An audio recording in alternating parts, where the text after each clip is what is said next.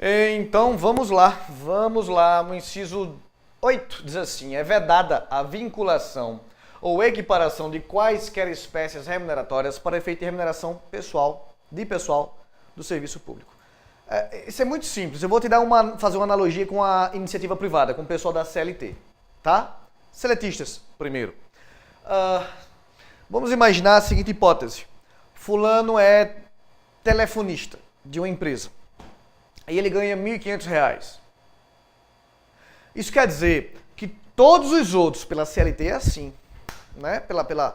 Isso na verdade foi suavizado significativamente com a reforma trabalhista, mas ainda posso fazer essa generalização. Como é que se diz?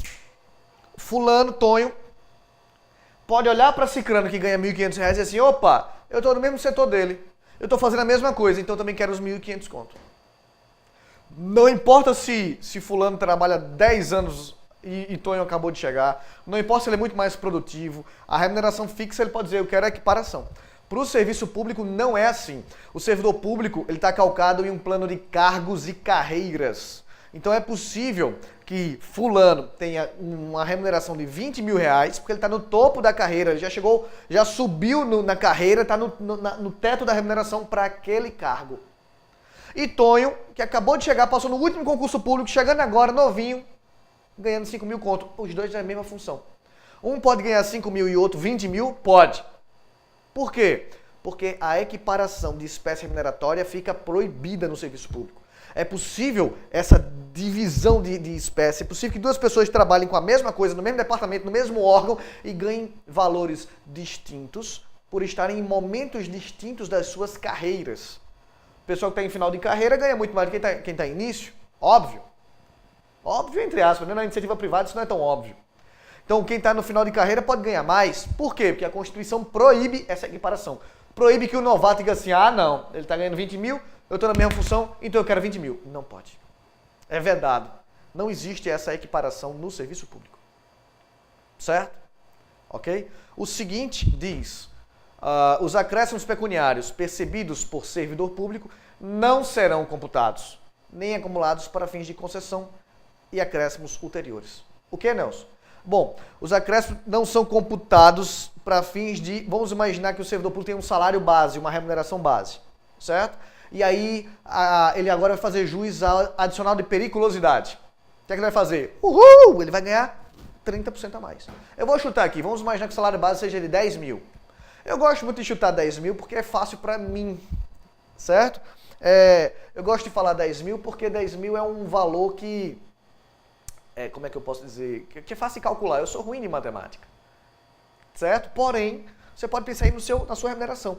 Nelson, minha remuneração inicial é de R$ 22.445,60. Massa. Bom para você saber isso. Isso é motivador. Porém, vou pegar 10 mil, tá? Então, fulano ganha 10 mil. Agora ele vai fazer juiz adicional de periculosidade.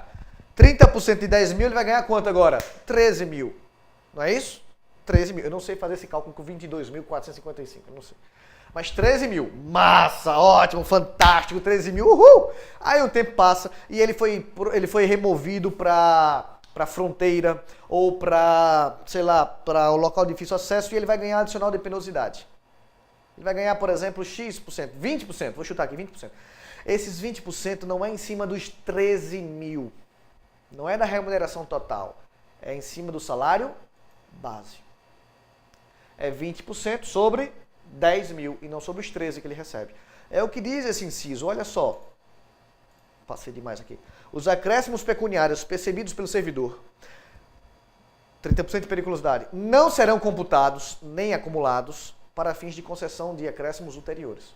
Na hora de conceder um acréscimo posterior, eu não vou levar em consideração os acréscimos anteriores. É 20% de penosidade em cima de 10 mil e não de 13 mil. Deu para entender? Ok? O que mais? O subsídio e os vencimentos dos ocupantes de cargos em empregos públicos são irredutíveis. Eu não posso sofrer redução, salvo, olha, primeira exceção, salvo tetão. Olha o inciso 11 aqui, é o tetão. Percebe? Tetão. E o caso do inciso anterior, o inciso 14. Como assim, Nelson? fulano foi trabalhar agora, saiu da atividade fronteira e foi para a capital de um estado. Ele vai perder, ele vai ter reduzido o adicional de penosidade. Eita, ele agora está trabalhando no escritório e não mais na rua, perdeu o adicional de periculosidade. É possível reduzir por isso? É possível. É perfeitamente possível. Inciso anterior e inciso do tetão. Ainda fala, né? E nos artigos 39, 150, 53 da Constituição. A gente chega lá ainda. Quando eu chegar lá, eu faço menção a esse inciso aqui. Tá bom? Ok? Vamos lá. 20 o quê? 16. Esse é grandão e esse é importantíssimo. Isso cai pra caramba. Ele fala sobre a possibilidade de a gente acumular cargos públicos. A regra é que não pode. A regra é que o servidor só pode ter um cargo público ou uma função pública remunerada. Um cargo ou um emprego, público. Um cargo público ou um emprego público remunerado. Não posso acumular, primeira hipótese. Se houver compatibilidade de horários, eu posso acumular 2 cargos de professor. Tá aqui, ó, a linha A. Eu posso ser professor da rede de ensino municipal e da rede de ensino estadual. Ou 2 cargos na rede de ensino estadual. Ou eu posso ser professor da Federal, do Rio de Janeiro, e da Universidade Estadual do Rio de Janeiro. Eu posso ter um cargo federal e um cargo municipal. Posso ter 2 cargos de professor, desde que haja compatibilidade de horários. Esse é o essencial. Eu posso ter um cargo de professor, a linha B, e um técnico ou científico. Às vezes o aluno fica pensando, ai meu Deus, o que é um cargo técnico? Tem que saber o que é cargo técnico científico. Não importa, cara. Seja o cargo técnico, seja o cargo científico, eu posso acumular com um cargo de professor público. Cargo público, tá? Cargo privado, quantos quiser. Quantos houver compatibilidade de horários. Mas fulano é juiz, cargo científico. Pode ser juiz e professor da Universidade Federal. Certo? Ok? Se houver compatibilidade de horários. Fulano é técnico do tribunal. Ele pode ser técnico e ainda professor da Escola Técnica do Estado. Por exemplo. Certo? E ele pode ter 2 cargos na área de saúde. 2 cargos regulamentados na área de saúde. Se houver compatibilidade de horários, ele pode ter 2 cargos de médico. Eu tenho um cunhado que ele tem um cargo de médico pelo município e um cargo de médico pelo estado. É possível isso? É. Ele poderia ter 2 cargos de médico no município ou 2 de médico no estado, não importa. Ou um federal, um estadual, não importa. Desde que haja compatibilidade de horários, ele pode ter 2 cargos de médico. É possível acumular 2 cargos de odontólogo, ou 2 cargos de nutricionista, ou de 2 cargos de, fisioterapeuta. Área de saúde eu posso ter 2 cargos, desde que haja compatibilidade de horários. E que a profissão seja regulamentada, obviamente. Nelson, eu posso ter 2 cargos de pajé? Não é porque pajé não é profissão regulamentada. Pode até ter a ver com a área de saúde, mas não é regulamentado. Curandeiro também não é regulamentado, tá certo? Então não pode, tem que ser 2 cargos na área de saúde regulamentada. Sempre havendo compatibilidade de horários. Lá no artigo 38, eu não vou fazer esse link agora, no artigo 38 eu vou abrir outra exceção, que é o de vereador. Eu chego lá e faço menção a esse inciso, tá? Chego já lá, já.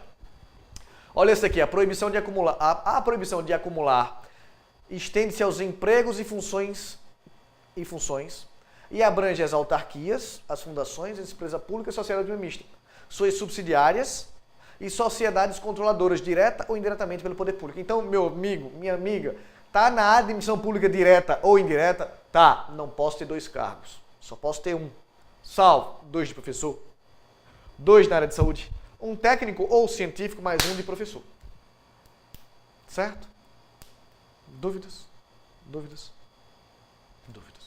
O parágrafo 10 faz uma relação, diz assim, é vedada a percepção simultânea de proventos de aposentadoria decorrentes do artigo 40, a 40 é a aposentadoria, 42 e 142, com a remuneração do cargo, emprego ou função pública, ressalvados os cargos acumuláveis na forma desta Constituição.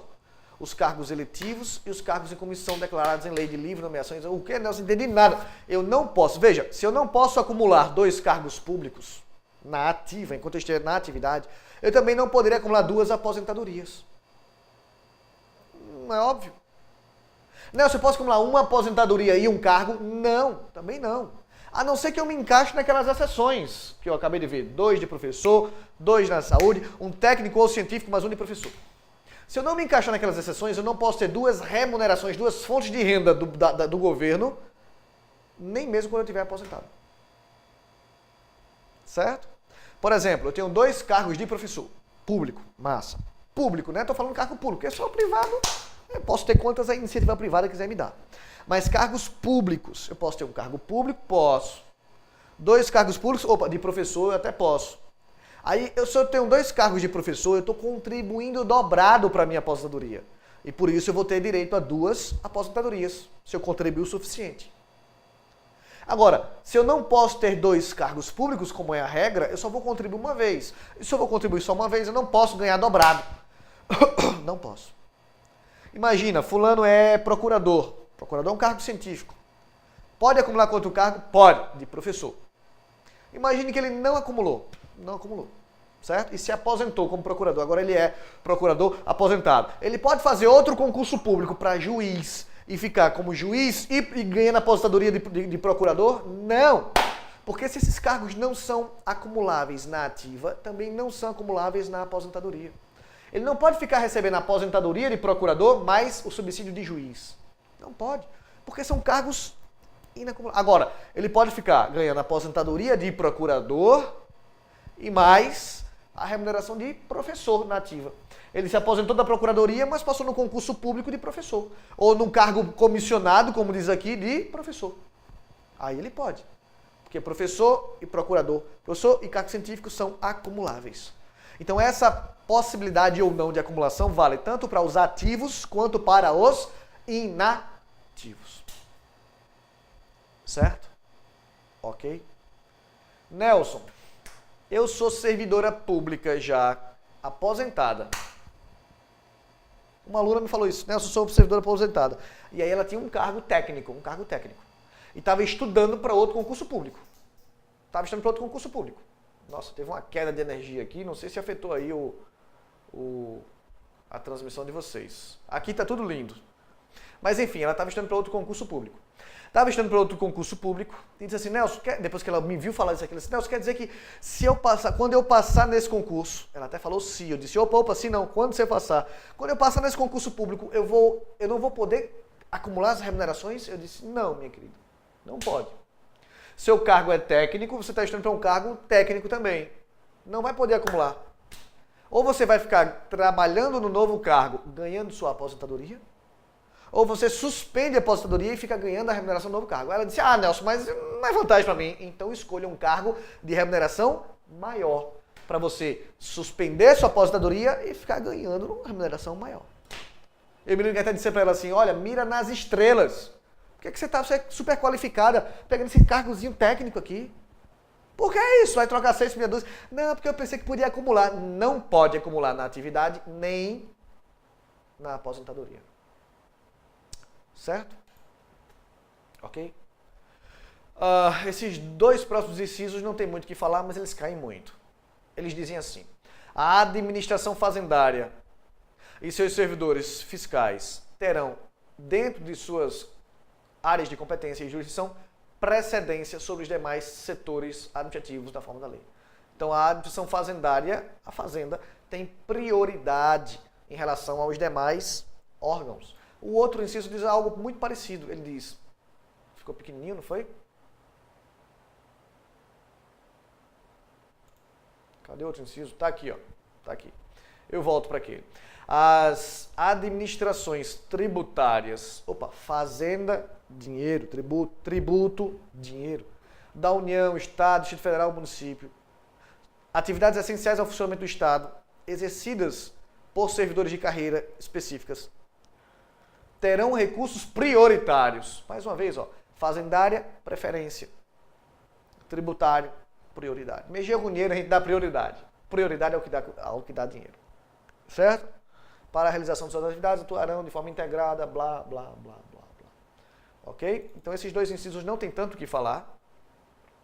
Mas lembra, fala aí, associei fazenda e tributos, dinheiro, cobrança, impostos. Tem precedência e prioridade. Tá bom? Ok? Esse é grandão, sair aqui da sua frente. São dois incisos, o 20 e o 21.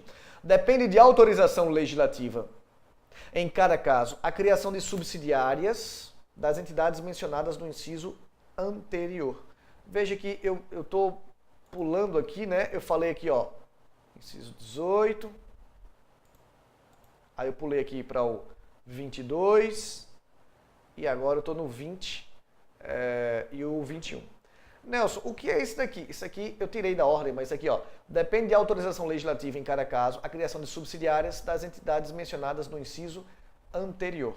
Eu já falei do inciso anterior, eu dei um pulinho no inciso anterior. Vamos para o inciso anterior, que é o 19. Inciso 19, tá aqui, passei direto.